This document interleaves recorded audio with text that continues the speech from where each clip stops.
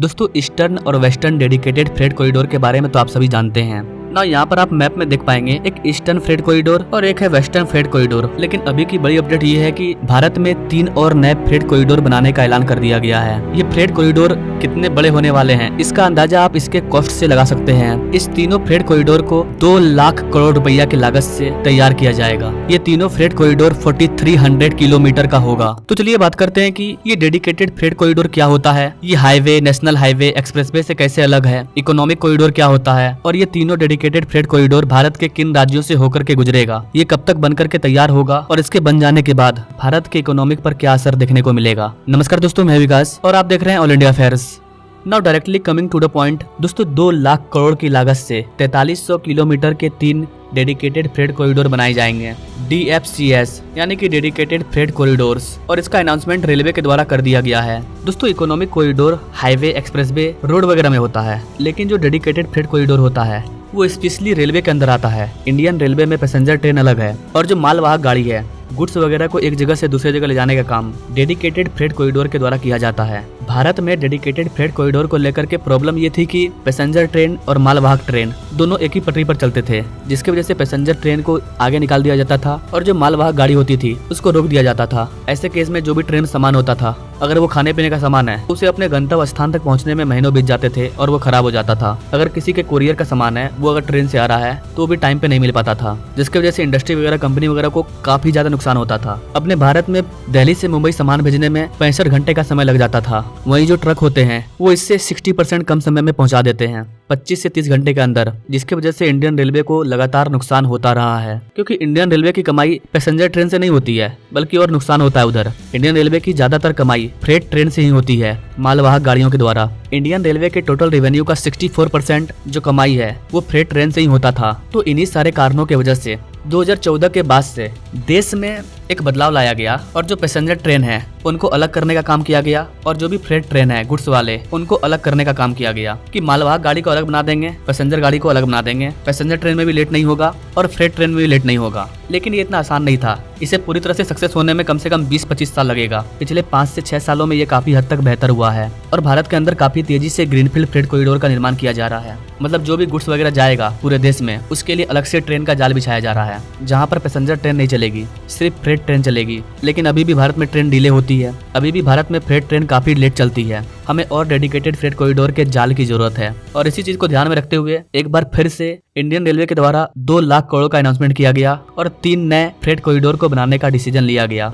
ये तीनों freight corridor कौन कौन से हैं ना, यहाँ पर आप मैप से समझ सकते हैं कि पहला जो DFC है वो ईस्ट कोस्ट ट्रैक है, नंबर 2 पर है नॉर्थ साउथ कॉरिडोर और नंबर 3 पर है ईस्ट वेस्ट रूट। इन 3 डेडिकेटेड फ्रेट कॉरिडोर का अनाउंसमेंट किया गया है। ये जो ईस्ट कोस्ट ट्रैक है इसकी लंबाई 1200 किलोमीटर की होगी, जो कि खड़गपुर वेस्ट बंगाल से तेनाली आंध्र प्रदेश तक जाएगा। तेनाली विजयवाड़ा से जस्ट बगल में स्थित है। नाउ इस कॉरिडोर को बनाने का पर्पस क्या है गाइस? इस कॉरिडोर को बनाने का काफी स्पेसिफिक पर्पस है। बेसिकली भारत की जो मिनरल स्टेट्स है लाइक बंगाल, उड़ीसा, ये उनको कनेक्ट करेगा और यहाँ पर जो भी इंडस्ट्री है लाइक कोल, आयरन इंडस्ट्री, इनको फायदा पहुंचाने के लिए, इस इंडस्ट्री के प्रोडक्ट को आंध्र प्रदेश के इंडस्ट्री में पहुंचाने के लिए इस कॉरिडोर को अलग से तैयार किया जा रहा है। नंबर 2 पर है नॉर्थ साउथ कॉरिडोर। गाइस आगे जाकर के इस कॉरिडोर का प्लान काफी लंबा है, लेकिन फिलहाल के लिए इसे मध्य प्रदेश के इटारसी से तेनाली तक की मंजूरी दी गई है। ये वही तेनाली है आंध्र प्रदेश का, जहाँ पर कि ईस्ट कोस्ट ट्रैक आकर के मिलेगा। डेडिकेटेड फ्रेट कॉरिडोर का मतलब यही होता है कि वो चारों बगल से आकर के आपस में मिल जाते हैं, कनेक्ट हो जाते हैं। इसकी लेंथ भी बताया जा रहा है कि ये 1000 से 1200 किलोमीटर का होगा।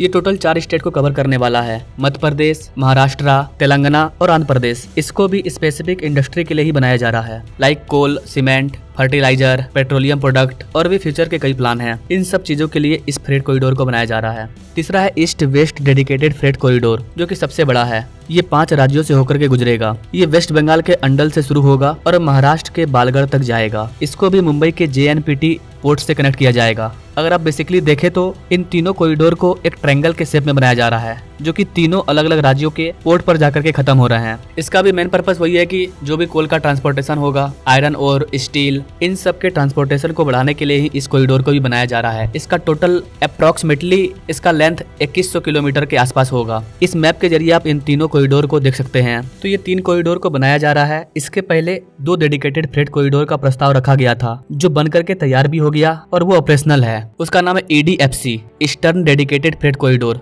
जो कि पंजाब के लुधियाना से स्टार्ट होता है और सोननगर में जाकर के मिल जाता है। इसका टोटल लंबाई 1337 किलोमीटर है और बताया जा रहा है कि इसको भी बिहार के सोननगर से एक्सपेंड किया जाएगा और सोननगर से इसे बढ़ा करके कोलकाता में मिला दिया जाएगा, यानी ये कॉरिडोर आगे जाकर के झारखंड को भी क्रॉस करेगा। इसके बाद दूसरा जो कॉरिडोर बनकर के तैयार हो गया है वो है WDFC, western dedicated freight corridor, जो कि JNPT मुंबई के जवाहरलाल नेहरू पोर्ट से स्टार्ट होता है, दादरी तक जाता है। इसकी टोटल लेंथ 1506 किलोमीटर है। ओवरऑल कंक्लूजन, अपने देश में 5 सबसे बड़े डेडिकेटेड फ्रेट कॉरिडोर होंगे, जिसमें से सरकार ने सबसे पहले 2 का वादा किया था, वो दोनों बनकर के तैयार हो गया है और अब सरकार 3 और का अनाउंसमेंट कर रही है और बताया जा रहा है कि ये भी समय से कंप्लीट हो जाएगा। और जब ये 3 कॉरिडोर बनकर के तैयार हो जाएगा तो ये 5 मिलकर के पूरे भारत को आपस में जोड़ देगा। हम इतने सारे डेडिकेटेड फ्रेट कॉरिडोर क्यों बना रहे हैं, इसका आंसर मैंने आपको शुरू में ही दे दिया। इसका एक और आंसर ये है कि भारत में जो भी इंटरनेशनल ट्रेड होता है उसके लिए इंडस्ट्री वगैरह ज्यादातर रोड को चूज करती है। रोड से गुड्स वगैरह का जो ट्रांसफर है वो आसानी से कम समय में हो जाता है। आप चौंक जाएंगे कि भारत के अंदर जो भी इंटरनेशनल ट्रेड होता है वो सबसे ज्यादा बाय रोड होता है, करीबन 60%, और ट्रेन से 32% होता है। पहले तो ये और कम था,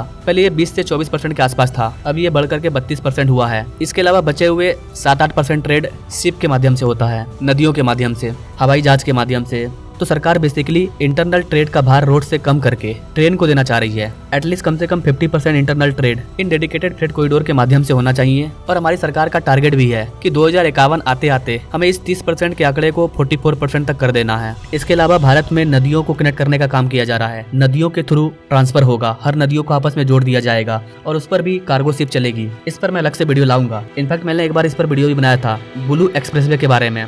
शायद आप नहीं जानते हैं ब्लू एक्सप्रेसवे क्या होता है, तो सामने स्क्रीन पर आपको ये वीडियो दिख रहा है, इस पर क्लिक करके आप देख सकते हैं कि ये ब्लू एक्सप्रेसवे क्या है और कैसे यूपी गवर्नमेंट इस पर काम कर रही है। वैसे अगर आपको आज का वीडियो अच्छा लगा तो कुछ नहीं, कम से कम कमेंट में जय हिंद जरूर लिखिए और ऐसे ही लेटेस्ट अपडेट के बारे में जानने के लिए हमारे चैनल से जरूर जुड़िए। Now thanks for watching. मिलते हैं अगले वीडियो में एक नई जानकारी के साथ, तब तक के लिए जय हिंद।